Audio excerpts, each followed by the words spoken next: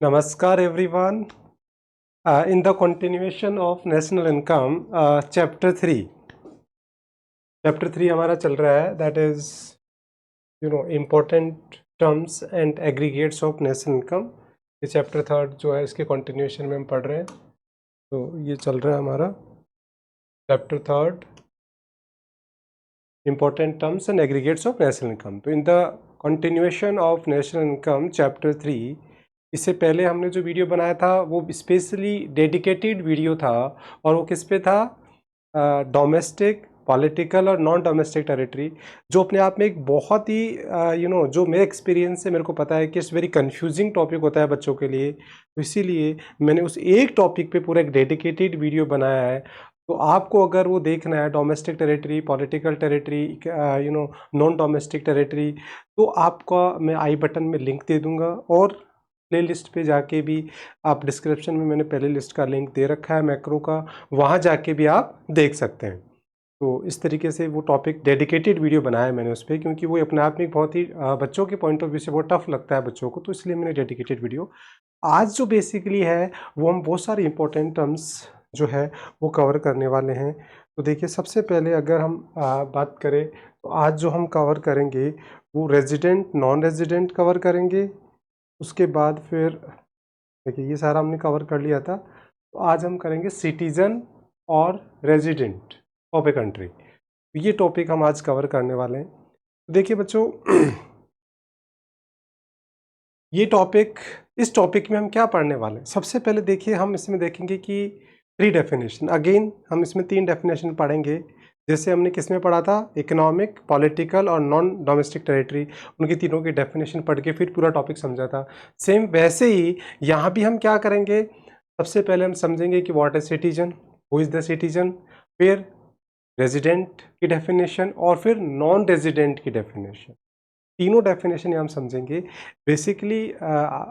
एक तो हम सबसे पहले मीनिंग्स इसमें पढ़ेंगे, उसके बाद में फिर हम देखेंगे कि जो रेजिडेंट कॉन्सेप्ट है वो और सिटीजन इकोनॉमिक्स के पॉइंट ऑफ व्यू से बोथ आर द सेम। तो रेजिडेंट वाला जो concept is very wider concept which include citizen as well, तो इसलिए उसको हम डिटेल में डिस्कस करेंगे कि हु आर रेजिडेंट, मतलब आइटम इंक्लूडेड इन रेजिडेंट, कौन से पर्सन रेजिडेंट के पार्ट हैं और कौन नहीं है, तो पूरा डिटेल में हम डिस्कस करेंगे। उसके बाद में फिर हम का सबसे एंड में जो डिस्कस करेंगे इम्प्लीकेशन, कि why we are going to study this topic in the national income, तो which is very important part. तो आप वीडियो को प्लीज़ मिस मत करिए, वीडियो एंड तक देखिए, आपको पता लगेगा कि रेजिडेंट जो है वो नेशनल इनकम में कहाँ काम आ रहा है और उसको हम क्यों पढ़ रहे हैं। देन उसके बाद में इसके कुछ हम एग्जाम्पल्स डिस्कस करेंगे, और फिर लास्ट में मैं आपको इसका एक होमवर्क भी दूंगा।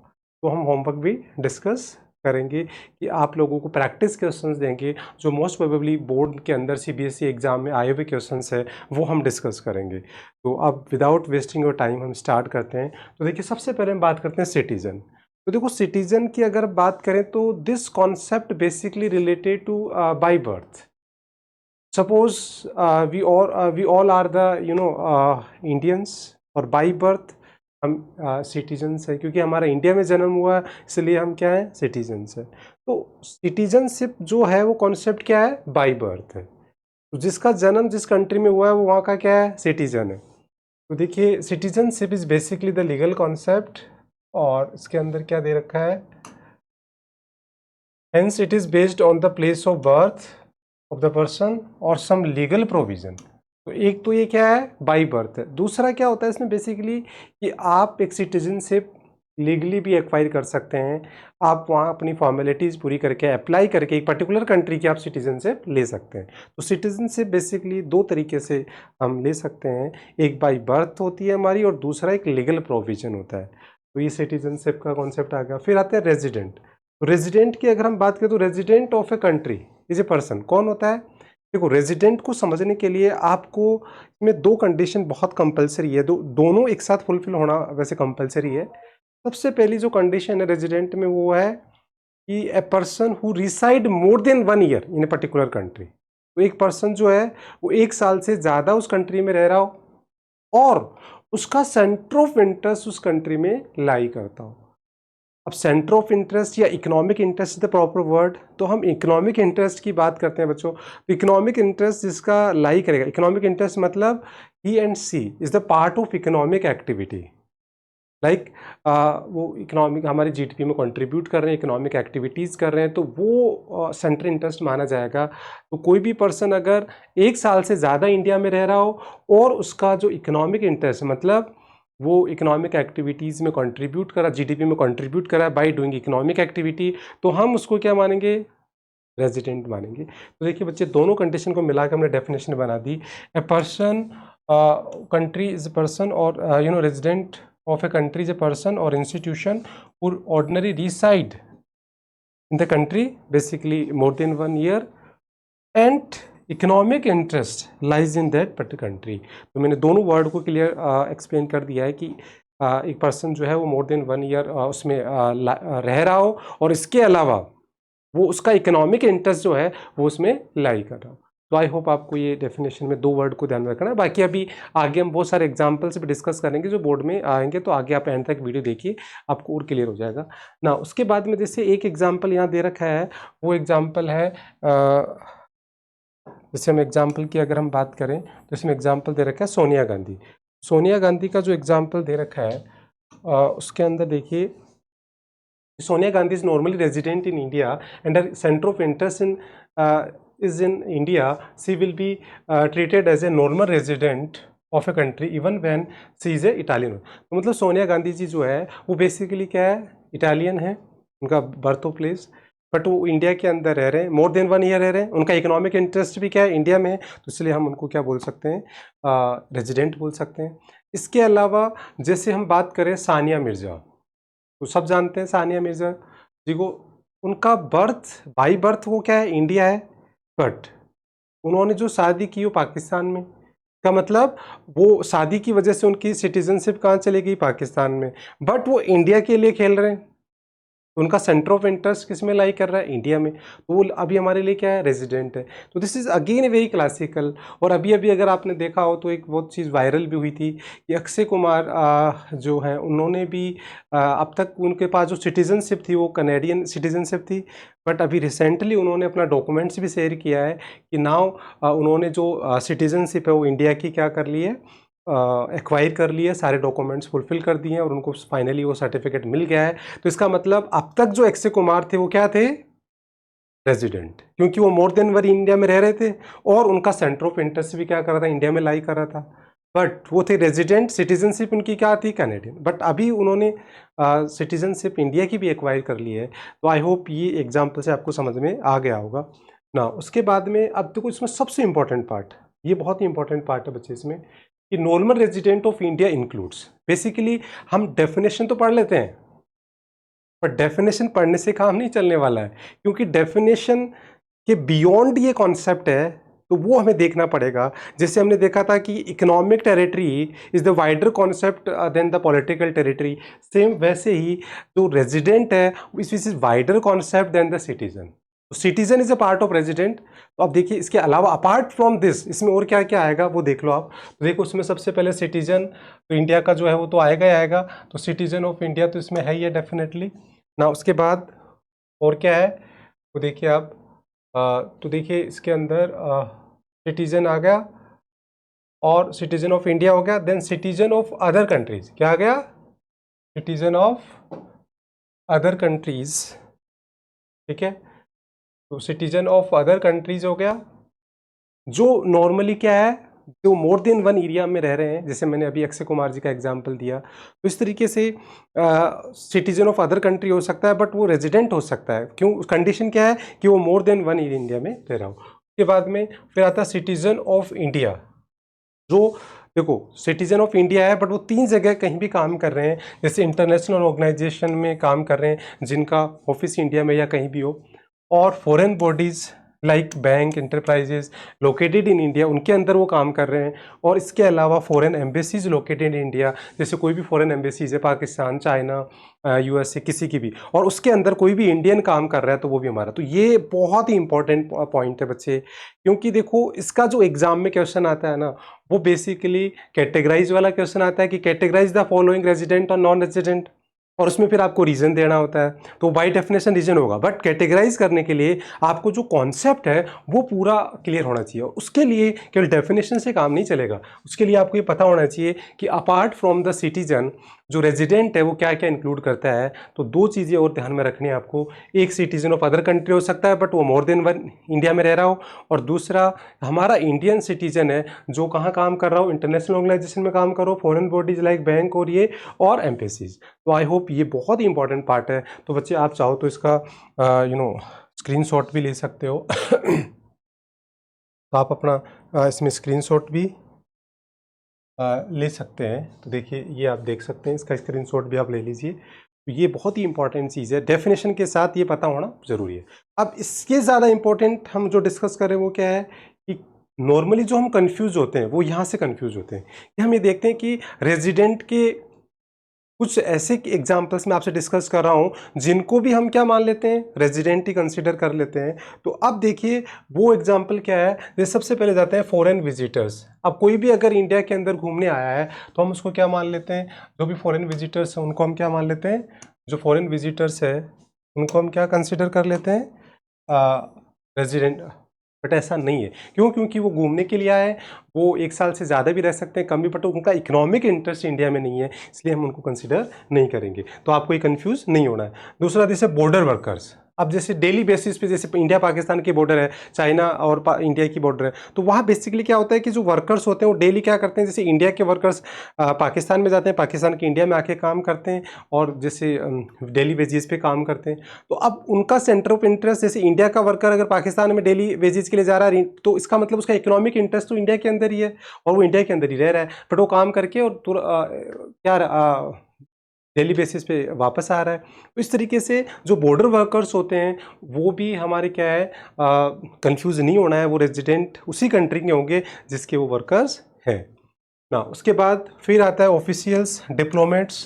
तो देखिए जैसे कोई भी ऑफिशियल डिप्लोमेट्स अगर मान लो विजिट पे जा रहे हैं, जैसे हमारे प्राइम मिनिस्टर जी मान लो किसी कंट्री में जा रहे हैं, वहाँ वो more than suppose 15 day 10 days या पर्टिकुलर कोई, जैसे हमारे एजेंट है, जैसे रोक के एजेंट है, किसी भी एजेंसी के एजेंट है जो मोर देन 1 ईयर भी पर्टिकुलर कंट्री में रहते हैं, बट अल्टीमेटली उनकी सैलरी कौन दे रहा है, इंडिया दे रहा है, वो काम सेंटर ऑफ इंटरेस्ट क्या है, इंडिया के लिए, तो वो इसलिए वो वहाँ के रेजिडेंट नहीं माने जाएंगे, वो इंडिया के माने जाएंगे, बिकॉज वो मोर देन 1 ईयर तो रह रहे हैं बट उनका इकोनॉमिक इंटरेस्ट इंडिया के अंदर है। तो ये भी हमें ध्यान में रखना है, इससे भी हमें कंफ्यूज नहीं होना है। देन उसके बाद में employees of international organisation who are not citizen of the country in which the office located. जैसे सपोज करो कोई भी इंटरनेशनल ऑर्गेनाइजेशन है हमारी कंट्री के अंदर है और उसके अंदर कोई इंटरनेशनल ऑर्गेनाइजेशन में हमारे इंडिया का बंदा नहीं है, वो कहीं बाहर का काम यहाँ कर रहा है, जैसे यूएसए का पर्टिकुलर जो पर्सन है वो आईएमएफ का ऑफिस इंडिया के अंदर उसमें काम कर रहे हैं, वो हमारे रेजिडेंट नहीं हो सकते। क्यों? क्योंकि ना तो हम उनको सैलरी दे रहे हैं, हालांकि वो मोर देन 1 इंडिया में रह रहे हैं, बट उनका इकोनॉमिक इंटरेस्ट क्या है, उनका इकोनॉमिक इंटरेस्ट जो है वो बेसिकली पर्टिकुलर अपनी कंट्री के लिए है या फिर वो इंटरनेशनल ऑर्गेनाइजेशन के लिए, तो इंडिया से उसका कोई रिलेशन नहीं है। तो इस तरीके से हमारे को भी ध्यान रखना है। फिर देखना है मेडिकल पेशेंट, जैसे बेसिकली कोई मेडिकल पेशेंट्स होते हैं, जैसे बहुत सारे लोग हैं जो इंडिया के अंदर आके अपना क्या करते हैं, इलाज करवाते हैं, या जैसे हमारे लोग भी बाहर जाके अपना ट्रीटमेंट करवाते हैं। तो ये सारे जो एग्जाम्पल है, चाहे आप 2 साल 3 साल अगर बाहर रह के अपना इलाज करवा रहे हैं, मेडिकल सर्विस ले रहे हैं, तो भी आप वहाँ के रेजिडेंट नहीं हो सकते। क्यों? क्योंकि आप वहाँ क्या कर रहे हो, केवल और केवल आप अपना इलाज करवाने के लिए गए, आपका सेंटर ऑफ इंटरेस्ट वहाँ लाई नहीं करता, आप इकोनॉमिक एक्टिविटीज़ में वहाँ कंट्रीब्यूट नहीं कर रहे, आप हो सकता है मोर देन 1 ईयर रह रहे हो, बट अल्टीमेटली आपका इकोनॉमिक इंटरेस्ट जो है वो लाई नहीं करता। तो इसलिए ये एग्जाम्पल है। इसके अलावा बेसिकली जैसे इसमें शायद आई डोंट नो कि मिस हो गया, बेसिकली जैसे हम बात करें कि आजकल जैसे हमारा वर्ल्ड कप चल रहा है, तो अब जैसे मैच वर्ल्ड कप जो चल रहा है वो इंडिया के अंदर हो रहा है, और इंडिया के अंदर जो वर्ल्ड कप हो रहा है उसमें बहुत सारी कंट्रीज़ के टीम्स यहाँ पार्टिसिपेट कर रही है, और वहाँ के जो व्यूवर्स हैं या जो लवर्स हैं क्रिकेट, वो देखने आ रहे हैं इंडिया में। तो इसका मतलब कोई भी जैसे क्रिकेट मैच देखने के लिए आ रहे हैं, या इंडियन बाहर जा रहे हैं, या इंडिया से में कोई बाहर के लोग आ रहे हैं, तो वो भी जस्ट लाइक क्या माने जाएंगे कि विजिटर और ट्रेवल्स ही माने जाएंगे। तो इस तरीके से ये बहुत सारे ऐसे एग्जाम्पल्स हैं जिनमें हम बिटवीन द लाइन अगर हम नहीं पढ़ते हैं तो हम कंफ्यूज हो जाते हैं। तो बच्चे आई होप कि आपको ये ढंग से पढ़ना है, और ये 2 चीज़ें अगर आपको रेजिडेंट को समझना है तो आपको 2 चीज़ों को बहुत अच्छे से ध्यान रखना है। एक, इंक्लूडेड की who except from the citizen, उसमें और क्या आता है और क्या नहीं आता है। तो आइटम इंक्लूडेड और एक्सक्लूडेड दोनों चीज़ें आपको इसका पता होनी चाहिए। अब आते हैं इसके इम्प्लीकेशन, जो मोस्ट एवेटेड जो हमारे लिए है वो है इसका इम्प्लीकेशन। देखिए बच्चे, इसका इम्प्लीकेशन की अगर हम बात करें तो जैसे हमने डोमेस्टिक और इकोनॉमिक टेरिटरी का देखा कि उसमें एक वन वर्ड में हमने देखा था कि हमारी नेशनल इनकम में कहाँ काम आएगा, तो उसमें हमने देखा था कि इनकम फ्रॉम वेयर, मतलब वो कॉन्सेप्ट हम पढ़ के एक एरिया की बाउंड्री डिसाइड करती है कौन सी एरिया की इनकम हमारी नेशनल इनकम में आएगी और कौन सी एरिया की इनकम नहीं आएगी। नाउ अब इसमें क्या है, income by whom, one word क्या है, इनकम बाय हुम। अगर हम बात करें तो ये वर्ड आपको ध्यान में रखना है इसमें कि इनकम बाय हुम का मतलब ये कॉन्सेप्ट पढ़ के हम ये कैटेगराइज कर रहे हैं कि जो हमारी नेशनल इनकम है उसके अंदर किस पर्सन की इनकम को इंक्लूड करेंगे और किस पर्सन की इनकम को इंक्लूड नहीं करेंगे। और इकोनॉमिक और डोमेस्टिक टेरिटरी पढ़ के हमने क्या किया था, किस एरिया की इनकम हमारी नेशनल इनकम में आएगी और किस एरिया की इनकम नहीं आएगी। तो इस सेंस में बहुत ही इंपॉर्टेंट टॉपिक बन जाता है बच्चे, क्योंकि देखो नेशनल इनकम को अगर आपको समझना है और उसके न्यूमेरिकल्स करने हैं, तो न्यूमेरिकल्स बेसिकली क्या है, माइनस प्लस है। तो माइनस प्लस भी अगर आपको करना है तो आपको पता होना चाहिए कि कौन सा आइटम आपको इंक्लूड करना है, क्या इंक्लूड करना है, क्या एक्सक्लूड करना है। तो उसके लिए थ्योरी के कॉन्सेप्ट बहुत ज़रूरी है और इनका रोल बहुत ज़रूरी है कि आपको पता होना चाहिए कि कौन सा पर्सन है जिसकी इनकम हमें लेनी है, कौन सा एरिया है जिसकी इनकम हमें लेनी है नहीं लेनी है। तो इसलिए दोनों टॉपिक बहुत ही इंपॉर्टेंट हो जाते हैं न्यूमेरिकल के पॉइंट ऑफ व्यू से भी, और इनका सेपरेट थ्योरी में तो क्वेश्चन आता ही है जिसके अंदर बेसिकली कैटेगराइज द फॉलोइंग, तो वो क्वेश्चन भी आता है। तो उसके लिए अब आगे हम चलते हैं। तो देखिए नेक्स्ट अगर हम आगे चलें तो उसमें आप देखिए कि these are the some examples. तो ये देखिए यहाँ देखिए लिखा हुआ है कि विल द फॉलोइंग, ये जो क्वेश्चन आएगा बेसिकली क्या आएगा, अब देखिए कि will the following treated of the resident of India, answer the following. तो रेजिडेंट और नॉन रेजिडेंट में आपको कैटेगराइज करना है। तो अब जैसे सबसे पहले अगर हम चलते हैं तो फर्स्ट आता है कि an Indian citizen, these are the example जो हम डिस्कस कर रहे हैं कि Indian citizen living in England for the business, अगर ये क्वेश्चन आता है तो देखिए सिटीजन इंडिया का है।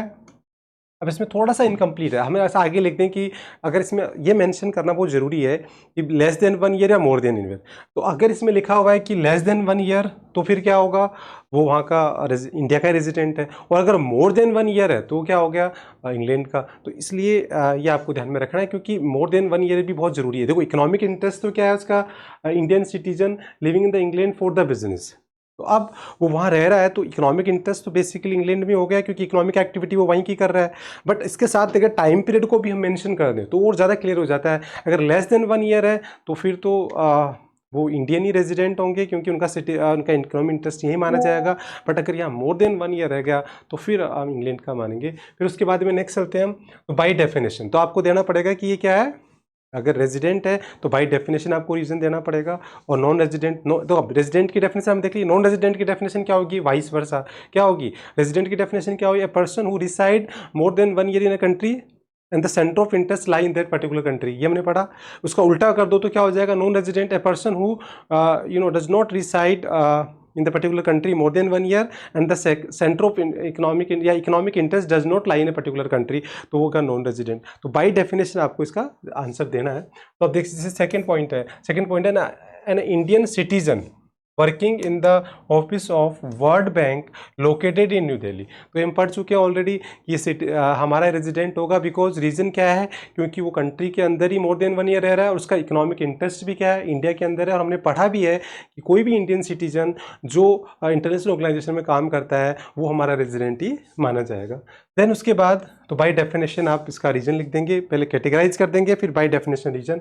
Then American citizen working in the office of UNO located in India. तो ये भी देखो हमने पढ़ा है कि इसमें हमारा कोई रिलेशन नहीं है क्योंकि यूएनओ का ऑफिस इंडिया के अंदर है और अमेरिकन सिटीजन काम कर रहा है, तो इसका मतलब उसका इकोनॉमिक इंटरेस्ट इंडिया के लिए बिल्कुल भी नहीं है। और ना ही वो, हालांकि देखो इंडिया में मोर देन 1 ईयर रह रहे हैं वो, बट उसका उनका इकोनॉमिक इंटरेस्ट केवल यूएसए के लिए हो सकता है या फिर यूएनओ के लिए हो सकता है। तो इसलिए इंडिया के लिए उसका कोई कनेक्शन नहीं हो रहा है, तो इस तरीके से हम उसको नॉन रेजिडेंट मानेंगे और बाई डेफिनेशन इसका रीजन दे देंगे। देन उसके बाद आता है an Indian working in the German embassy located in India. तो जैसे an Indian working in the German embassy located in India, तो ये भी हम पढ़ चुके हैं कि कोई भी एम्बेसी, जो फॉरेन एम्बेसी जो इंडिया के अंदर है और उसके अंदर कोई पर्टिकुलर इंडियन काम कर रहा है, तो वो इंडिया का क्या माना जाएगा, रेजिडेंट माना जाएगा। तो इसलिए वो रेजिडेंट होगा क्योंकि उसका इकोनॉमिक इंटरेस्ट जो है वो इंडिया के अंदर है, तो इस वजह से मोर देन वन इंडिया में रह रहा है, तो इस वजह से उसको हम मानेंगे। देन उसके बाद फिर आता है बच्चे नेक्स्ट जो आ रहा है, नेक्स्ट जो हमारा है वो क्या है, देखिए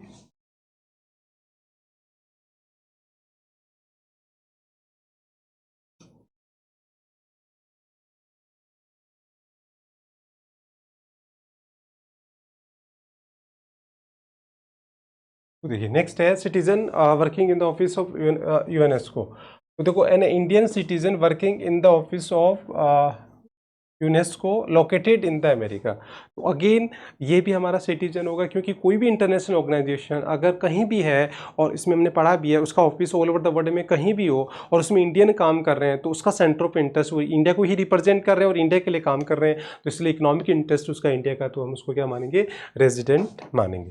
तो this is the case of resident, ठीक है।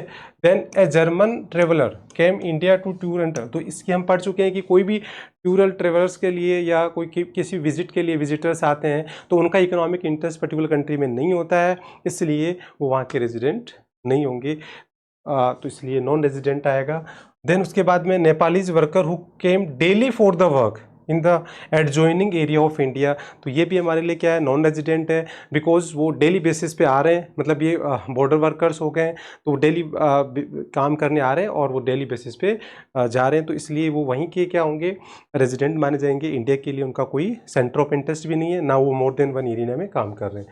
देन उसके बाद में a patient from the Singapore staying in the India, again कोई भी मेडिकल पेशेंट जो है वो चाहे मोर देन 1 ईयर 2 ईयर कितना भी रहे, वो क्या नहीं माना जाएगा, रेजिडेंट नहीं माना जाएगा। क्यों? क्योंकि उसका इकोनॉमिक इंटरेस्ट जो है वो हमारी कंट्री में नहीं है, वो तो वहाँ पर्टिकुलर जो कंट्री है उसी के अंदर है, तो इसलिए ये भी नॉन रेजिडेंट है। Then Indian student living in the America for 2 years, again कोई भी स्टूडेंट अगर पढ़ने जा रहा है तो वो भी जैसे मान लो इंडियन वहाँ जा रहा है तो इंडिया का ही रेजिडेंट माना जाएगा, क्योंकि वो केवल स्टडी करने जा रहा है। अगर सपोज करो कोई भी स्टूडेंट वहाँ पढ़ रहा है और वहीं जॉब करने लग जाए और मोर देन 1 ईयर वहाँ काम करे या वहीं मैरिज कर ले, देन वो वहाँ का क्या माना जाएगा, रेजिडेंट।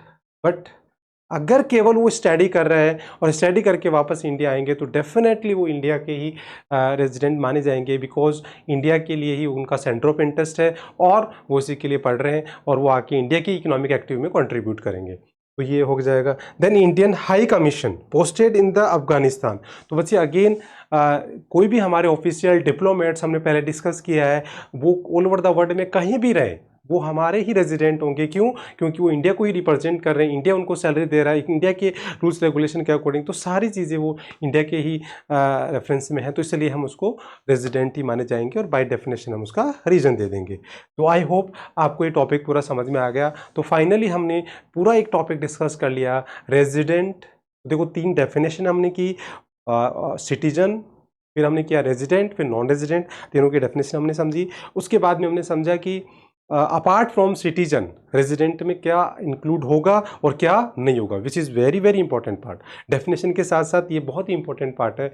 एंड देन उसके बाद में हमने इसका इम्प्लीकेशन देखा और उसके बाद हमने देखा कि कुछ एग्जाम बेस्ड क्वेश्चंस कैटेगराइज वाले, तो वो हमने डिस्कस किए हैं। तो आई होप आपको ये पूरा टॉपिक समझ में आ गया होगा, और फिर भी कोई डाउट है तो आप कमेंट बॉक्स में कमेंट करिए, इसके लिए फिर हम और एक डेडिकेटेड वीडियो बना देंगे। अगर आपको ज़्यादा दिक्कत आ रही है और समझ में आ गया तो बहुत अच्छी बात है, तो उसके लिए भी आप पॉजिटिव फीडबैक दीजिए।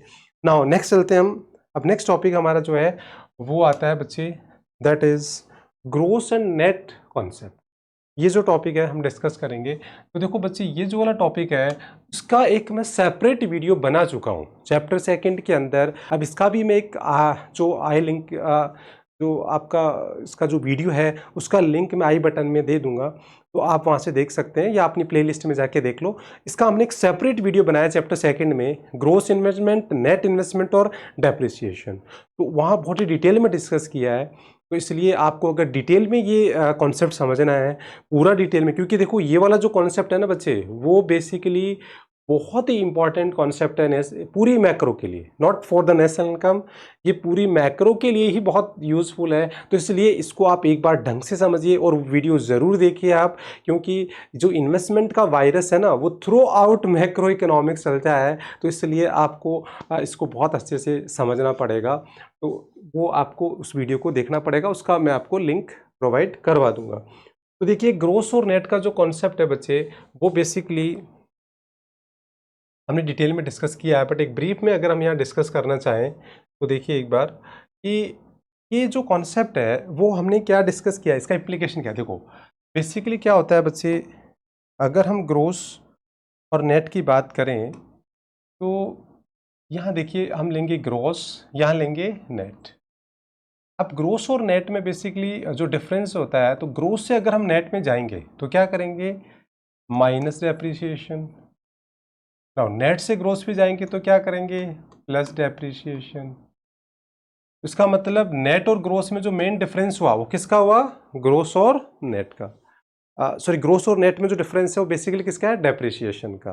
नाउ अब आपको इस टॉपिक को समझने के लिए पहले ये पता होना चाहिए कि what is gross investment, what is net investment और व्हाट इज डेप्रिसिएशन। तो उसको हमने डिटेल में उस वीडियो में डिस्कस किया है, तो वो वीडियो आप देख सकते हैं। बाकी ब्रीफ में अगर मैं बात करूँ तो ग्रोस इन्वेस्टमेंट मतलब the total addition to the capital formation, और नेट मतलब net actual addition to the capital formation. इसका मतलब ग्रोस इन्वेस्टमेंट क्या होगा, हम बोल सकते हैं कि द ग्रोस इन्वेस्टमेंट क्या होगा, gross investment equals to net plus depreciation. What is net, gross minus depreciation. What is depreciation, gross minus net. ये सब कुछ हमने डिटेल में डिस्कस किया है। ये इक्वेशंस बहुत इंपॉर्टेंट है और इसका हमने बहुत डिटेल में डिस्कस किया है बच्चे, तो वो आप वीडियो देखेंगे तो समझ में आएगा। अब हम देखते हैं कि इसका नेशनल इनकम में इम्प्लीकेशन क्या होगा और डेप्रिसिएशन क्या होता है, ये भी हमने डिस्कस किया। तो डेप्रिसिएशन क्या होता है, the decrease in the value of assets due to the normal wear and tear and obsolescence. तो ये भी पूरा डिटेल में हमने डिस्कस किया है वीडियो में, तो आप वो देखेंगे ना। अब उसके बाद इसका नेशनल इनकम में क्या इंप्लीकेशन है, तो बच्चे देखो नेशनल इनकम में क्या होगा। सपोज आपको निकालना है जीडीपी, ठीक है, और आपको गिवन है एनडीपी, तो इसका मतलब DP DP is the same, ठीक है। अब आपको करना है क्या है, आपको करना है कि एन से जी पे जाना है, इसका मतलब नेट से ग्रोस पे जाना है, तो आपको क्या करना पड़ेगा, प्लस डेप्रिसिएशन। देखिए नेट से अगर ग्रोस पे आप जाओगे तो आपको डेप्रिसिएशन क्या करना पड़ेगा, प्लस करना पड़ेगा, ठीक है।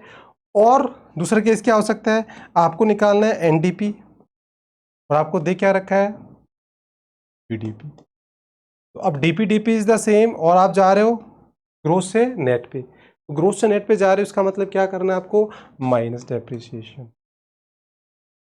देखो ये हमें माइनस करना पड़ेगा। तो इस तरीके से ये टॉपिक नेशनल इनकम में एक बहुत ही इंपॉर्टेंट है, स्पेशली फॉर द एग्रीगेट्स। जो हम नेक्स्ट वीडियो हम लेके आएंगे वो एग्रीगेट्स ऑफ नेशनल इनकम लेके आएंगे, और उसके अंदर मैं आपको फॉर्मूले बनाना सिखाऊंगा। क्यों, क्योंकि मैं आपको कॉन्सेप्ट अभी पढ़ा रहा हूँ। ये सारे जो इंपॉर्टेंट टर्म्स है अगर आपको समझ में आ गया तो आप सारे फॉर्मूले जो एग्रीगेट्स ऑफ नेशनल इनकम है, जीडीपी जीएनपी, वो सब उनके फॉर्मूले बनाना सीखेंगे, रटना नहीं।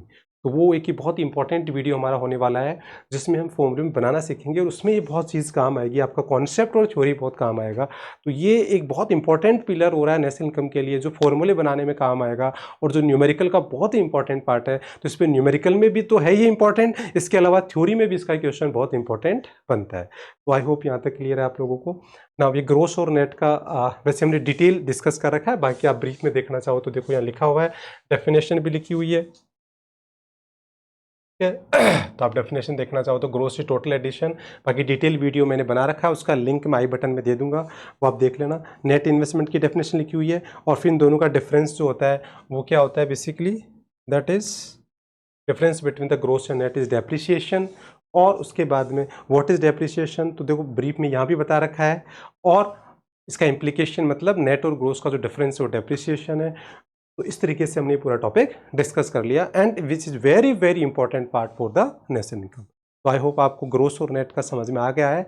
मैंने यहाँ बेसिक डिस्कस किया है, डिटेल अगर आपको इसको समझना है तो इसका पूरा एक सेपरेट वीडियो है जो आपको देखना पड़ेगा। तो आई होप ये समझ में आ गया। अब हम चलते हैं next topic, market price and factor cost. ये भी बच्चे एक बहुत इंपॉर्टेंट टॉपिक है नेशनल इनकम में, इज़ वेरी वेरी इंपॉर्टेंट। तो इसको भी ध्यान से समझना पड़ेगा क्योंकि ये भी न्यूमेरिकल में सबसे इंपॉर्टेंट पार्ट बनता है आगे जाके, तो इसको भी हम डिटेल में समझते हैं। तो देखिए बच्चे, मार्केट प्राइस और फैक्टर कॉस्ट की अगर हम बात करें तो पहले अगर हम इसकी थ्योरी पढ़ लेते हैं। तो देखो, market price by name is clear. Market price का मतलब क्या है?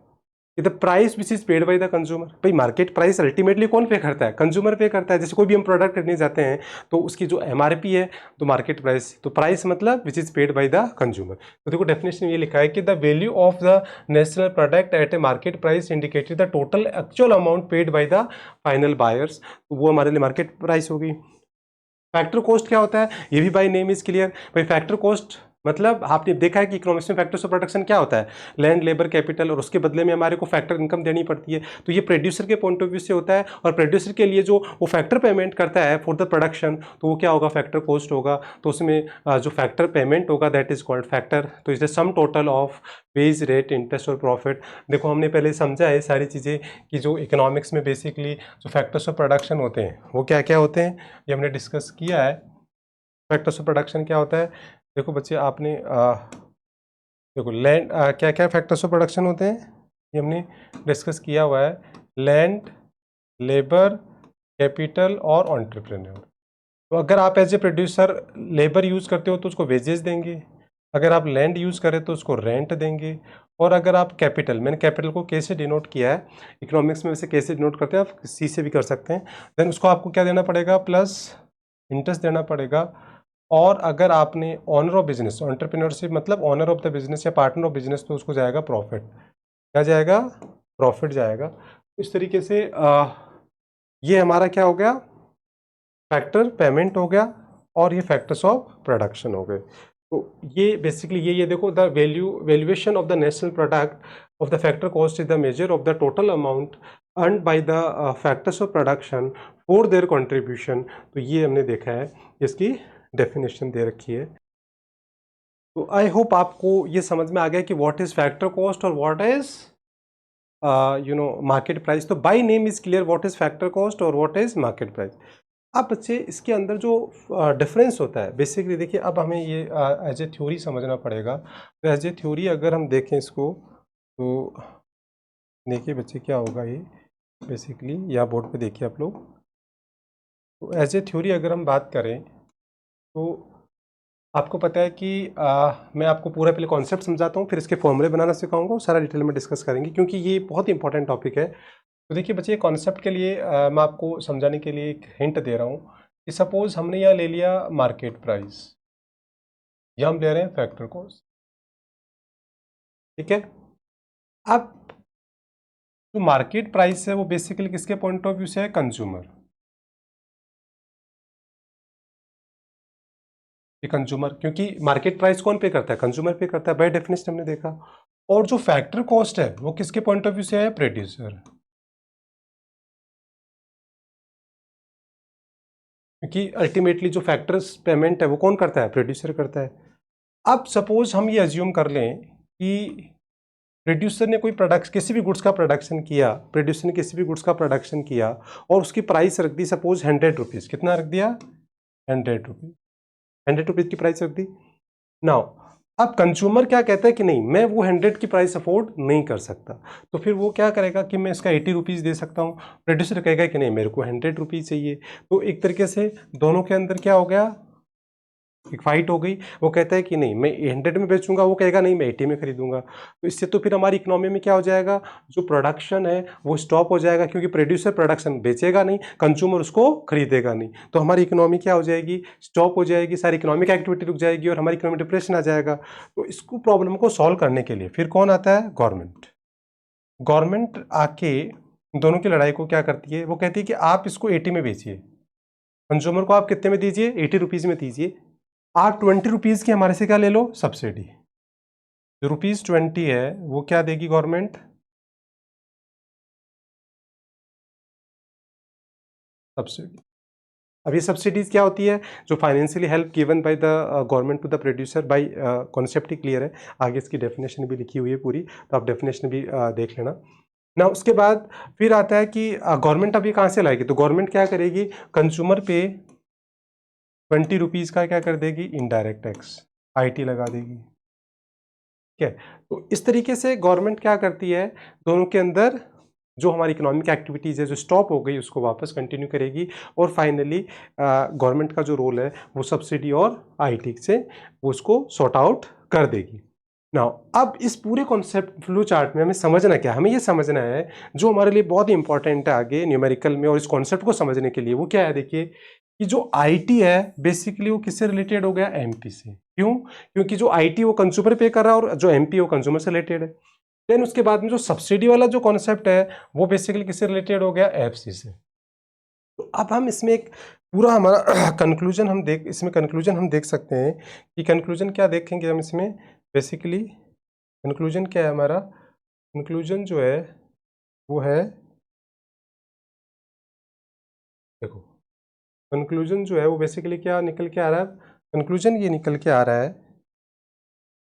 कि MP अगर आपको निकालना है तो आपको FC गिवन होगा, और MP से FC से MP पे जाना है तो MP का पार्ट क्या है, IT रिलेटेड है, मतलब रिलेटेड कर दो, प्लस IT कर दो, और जो सब्सिडी है वो किससे रिलेटेड नहीं है, MP से, वो किससे रिलेटेड है, FC से, तो उसको क्या कर दो, माइनस। तो हम कह सकते हैं कि मार्केट प्राइस और फैक्टर कॉस्ट में जो डिफरेंस है वो किसका है, सब्सिडी और इनडायरेक्ट टैक्स की। डेफिनेशन आप यहाँ देख लो, डायरेक्ट और इसकी सब्सिडी और इनडायरेक्ट टैक्स की। नाउ अब वैसे ही अगर हम आगे देखें कि आपको FC निकालना है तो आपको MP गिवन होगा और IT सब्सिडी गिवन होगा, तो आप क्या करेंगे, MP से आप किस पे जा रहे हो, FC पे, तो FC पे जा रहे हो तो FC का पार्ट इंक्लूड कर दो और MP का माइनस कर दो, तो इसका मतलब ये हमें IT माइनस करना पड़ेगा और सब्सिडी क्या करना पड़ेगा, प्लस करना। तो इस तरीके से हम एक लिंक क्रिएट कर रहे हैं इस फ्लो चार्ट से। तो देखिए बच्चे इसमें हमने कुछ नहीं किया, इसमें बेसिकली हमने क्या किया, एक लिंक क्रिएट कर दिया कि जब हम MP की बात करें तो बेसिकली जब हम MP की बात करेंगे तो बेसिकली हम क्या करेंगे, हमें ध्यान रखना पड़ेगा कि MP जो है वो IT और MP कनेक्टेड है, इसलिए IT प्लस होगा और सब्सिडी माइनस होगा, और जब FC की बात करें तो वो सब्सिडी से कनेक्टेड है तो सब्सिडी प्लस होगा और IT माइनस, मतलब जो जिसका कॉन्सेप्ट रिलेटेड है उसको उसे रिलेट करना है बस फॉर्मूले में।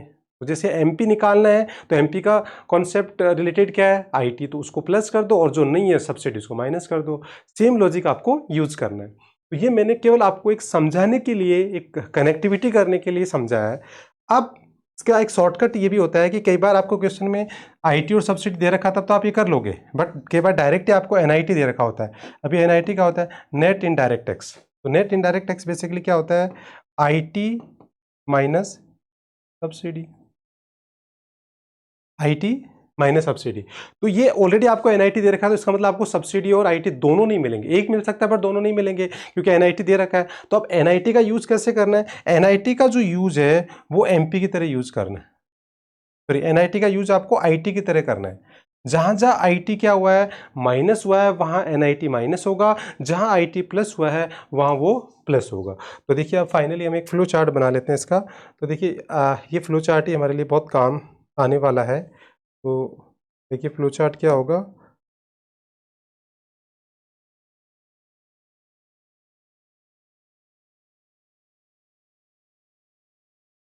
देखिए फाइनली हमारा जो फ्लो चार्ट है वो क्या है कि हम यहाँ ले रहे हैं MP और यहाँ ले रहे हैं F, ठीक है। तो अब MP से अगर हम FC पे जाएंगे तो क्या करेंगे, माइनस IT प्लस सब्सिडी। ये तो मैंने समझाया आपको, क्योंकि MP से FC पे जा रहे हैं तो FC से रिलेटेड क्या है, IT, तो सब्सिडी तो उसको ऐड करेंगे और IT को माइनस करेंगे। नाउ FC से MP इस पे जाएंगे तो क्या करेंगे, just opposite, plus IT minus subsidy. क्यों, क्योंकि हम MP पे जा रहे हैं तो MP से कनेक्टेड IT है। तो अब इसमें अगर IT सब्सिडी दे रखा हो तो आपको ऐसा करना ही है। इसके अलावा NIT दे रखा हो तो क्या करना पड़ेगा, यहाँ NIT माइनस कर देंगे और यहाँ जो NIT है वो आप प्लस कर। तो NIT कैसे काम करेगा, IT की तरह, जहां IT प्लस हो रहा है वहां NIT प्लस होगा, जहां IT माइनस हो रहा है वहां वो क्या होगा, माइनस होगा। और होता क्या है NIT, तो ये देखिए हमने डिस्कस कर लिया होता क्या है, ये हमने देखा है ये क्या होता है। तो आई होप आपको ये समझ में आ गया होगा कि मार्केट प्राइस और फैक्टर कॉस्ट का कॉन्सेप्ट नेशनल इनकम में बहुत काम आएगा। अब देखो इसका इम्प्लीकेशन देखें हम, इसका इम्प्लीकेशन क्या रहेगा बच्चे, वो देखो बहुत इंपॉर्टेंट चीज़ है। तो देखो इसका जो इम्प्लीकेशन है वो क्या निकल के आएगा कि आपको अगर GDP एट MP दे रखा, तो ये निकालना है, और आपको दे क्या रखा है, GDP एट FC, ये आपको दे रखा है, ठीक है। अगर ये आपको